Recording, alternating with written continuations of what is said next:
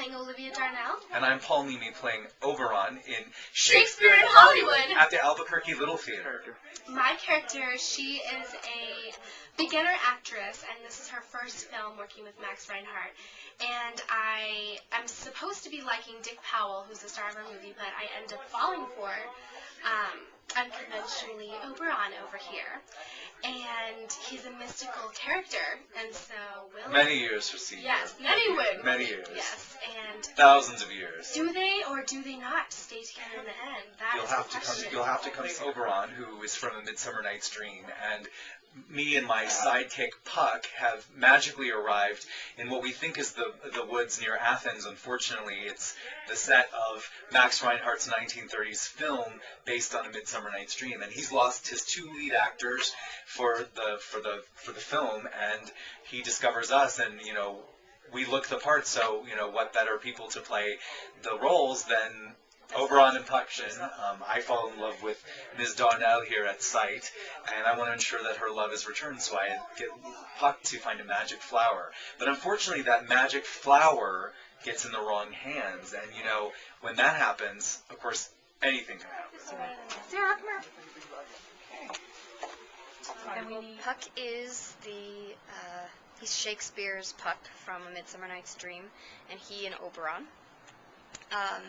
magically end up in Hollywood on the set of A Midsummer Night's Dream instead of in Athens, where they actually live. And so basically I'm Oberon's assistant throughout the whole thing, and I kind of make a mess of things.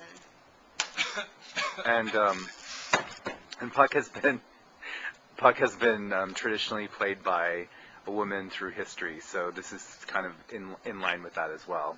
Yes. You've sort of made a choice you're kind of doing Puck is a little bit Scottish in this, isn't she? My Puck is a bit more Scottish. I think the Scots makes him sound a bit more boyish. To have Puck be boyish was kind of important to me, to have him not be so cute. Right, and it's also a great like a juxtaposition with Oberon's. It's a great contrast because it's so thick and almost like it's so broad and thick and manly and rough, and then Oberon kind of talks a little bit more like an upper class British woman. Almost like a British woman, almost like a British woman. Almost like a British woman. And so there's a big class distinction between the two. Right, and don't you think that Oberon and Puck, even though there's Puck is a total screw up and Oberon is a total control freak, the two of them sort of need each other, right? They're very good. I think they balance each other very well, because I think despite their outward appearances, they really care about each other. Mm-hmm. And I think they're so extreme that they need extreme to balance them. Otherwise known as codependency. Otherwise known as dysfunction. But appreciate you all being here and ready to go. Hope we got some things accomplished while we were waiting. But let's go over again what's going to happen today. We're going to be doing the whole show. So this is Henry Avery. You are the executive director and creative director of Albuquerque Little Theater. Is that correct? It's a new show, so it's not one that everybody has seen to death and knows. So as it unfolds before the audience, it's a whole new experience for most of them as well. So that's one of the reasons we wanted to do it. It's always risky to do a show that nobody's been very familiar with. It's never been a movie. They all know A Midsummer Night's Dream, and they all know the Max Reinhardt movie that was actually filmed by Warner Brothers in the 30s, and actually starred Mickey Rooney and Victor Jory and James Cagney and Joey Brown and Dick Powell and Olivia de Havilland, and all of these people that were actually in this movie are characters in the play about the making of the movie. So it's fun to have all these different characters. The people, modern day Albuquerque, these people are now playing these people from the 30s. And you don't really have to be a Shakespeare file to appreciate this. Oh, not at all, not at all. You don't have to know Shakespeare, you'll come in and enjoy it. No, not at all. It's about the making of a Shakespearean movie, but it's a 30s screwball comedy type thing. It throws back to a different style of theater when people could really sit back and not have to worry about angst, but just enjoy the experience that's unfolding. So this is Erin Moots, and she has done the costume design for Shakespeare in Hollywood. So tell me a little bit about the concept that you were going for with this show. I think conceptually we had a couple different stages because we're dealing with multiple shows within one show. I think big things that popped out in our initial conversations were glam, fabulous Hollywood. We wanted a lot of sparkle. We wanted a lot of glitz. We wanted a lot of confidence in those opening big scenes. Things to bring the audience in, because everybody wants to look good. Okay, second. Let's see what that looks A little pirouette. Oh, Lord. Oh, it's, yeah. So all I'm looking for is the skirt. I mean, the coat is what says it all. It's just so that the skirt. So this is Darren Foster, and he plays Joe E. Brown in Shakespeare in Hollywood here at the Albuquerque Little Theater. So tell me a little bit about your character.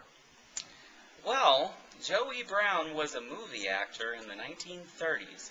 He was primarily known for his roles in baseball movies. Okay. And that's pretty butch. Yeah, it is. Yeah. Of course, in this particular film, Joe E. Brown actually played Francis Flute, whose alter ego was Thisbe, and thus the dress.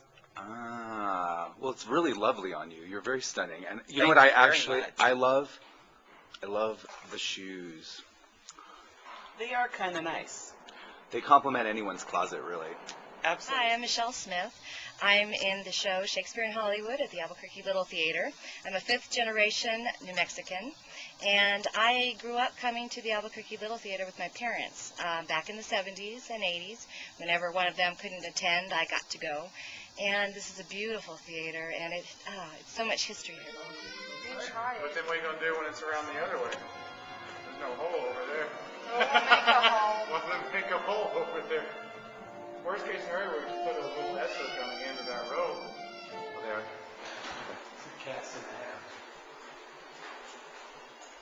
Hi, I'm Joshua Ball, and I play Dick Powell in Shakespeare in Hollywood. Hi, my name's Matt Palmer, and I'm playing the part of Will Hayes in the Albuquerque Little Theater production of Shakespeare in Hollywood. Got me drinking champagne out of his shoe. No, really. My name's Eddie Detlefs, and I play the part of Jack Warner in Shakespeare in Hollywood.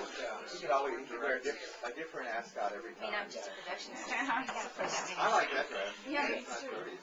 Hi, I'm Pip Muscatton, and I play Lydia Lansing in Shakespeare in Hollywood. She is the girlfriend of Jack Warner, the head of the production studio, and she enables A Midsummer Night's Dream to get made because she wants to do something with class. She's fed up of doing all the tacky movies, so she's the reason that the classy movie gets made. Yeah, well, actually, Lydia calls the shots, really. Just a little wiggle of the hips, and she basically can get what she wants. Hi, my name is Brian Durden, and I play Daryl. And Daryl is historically actually a real person, isn't he? Oh, yes, he is. He was the assistant to Jack Warner, Warner Brothers Studios. And he became a famous director, actually, Daryl Zanuck. Yeah, Yeah. So, but he's kind of a yes man, isn't he? he is. He's just, you give him an order and he does it. Yeah, I mean that line. Really, in the show, I'm just man candy. That's awesome. And what's it like working at ALT? It's awesome. I met a lot of great people. Got to work with new people. It was a lot of fun. It's a good cast, isn't it? It is. Variety cast.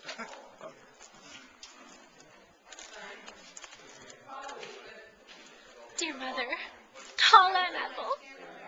Dear Mother, call Aunt Ethel. Dear Mother, call Aunt Ethel. Oh, Mother, call Aunt Ethel. Dear Mother, call Aunt Ethel. Dear Mother, call Aunt Ethel. Dear Mother, please call Aunt Ethel. Dear Massa, call Aunt Ethel.